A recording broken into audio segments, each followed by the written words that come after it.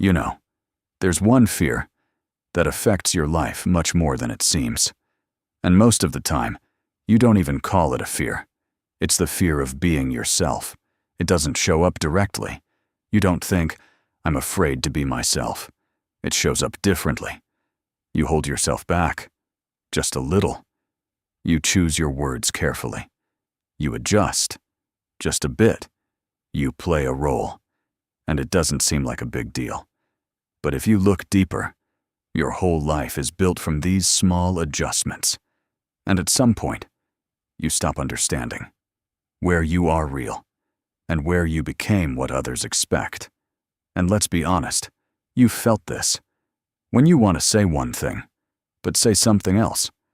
When you want to act your way, but choose what's right. When there's an inner impulse, but you stop it. And the reason is almost always the same. Fear. Fear of not being accepted. Fear of being judged. Fear of rejection. And here's something important to understand. You're not afraid of being yourself. You're afraid of what might happen if you are. That's the key. Because you are not dangerous to yourself, but other people's reactions feel dangerous. Now let's go deeper. Where does this come from?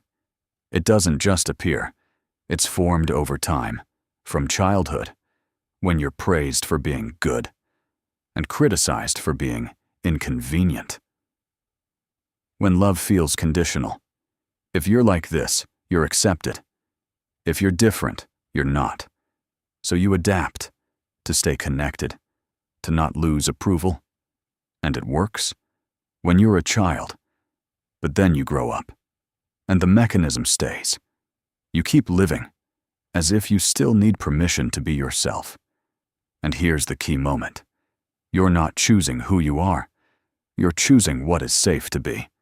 And in that process, you lose yourself, because safety becomes more important than truth. So what do? Let's make it real. First, start noticing where you're not being yourself. Not in big things, in small moments, in conversations, in reactions. Just notice, without judging. Second, ask yourself honestly, what would I do if I wasn't afraid? You don't have to act immediately. Just see the difference between what you do and what you actually want. Third, start small. You don't need to change everything at once. Say what you really think.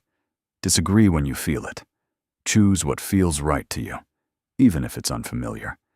And yes, it will feel uncomfortable. That's normal. You're stepping outside an old pattern. Fourth, understand something important. Not everyone will accept you. And that's not a problem. That's reality. People see through their own filters, their own expectations. And if you try to fit everyone, you will lose yourself. Fifth, build inner support, not from reactions, but from your own feeling. This is mine, so I move. And over time, fear starts to fade, not instantly, but steadily. And now the most important part, when you start being yourself. At first, it feels risky, but in reality, it's the first time you truly start living, because energy appears, lightness, wholeness. You're no longer divided inside. You're no longer playing roles. You just are. And from this state, real self-realization begins, because only the real you can live your real life. And if right now you feel a bit more clarity, that means you're already returning to yourself.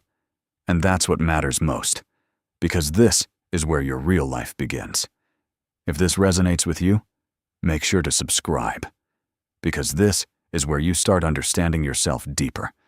And hit like, so this video can reach people who are still afraid to be themselves, because there is another way. And remember, anything is possible.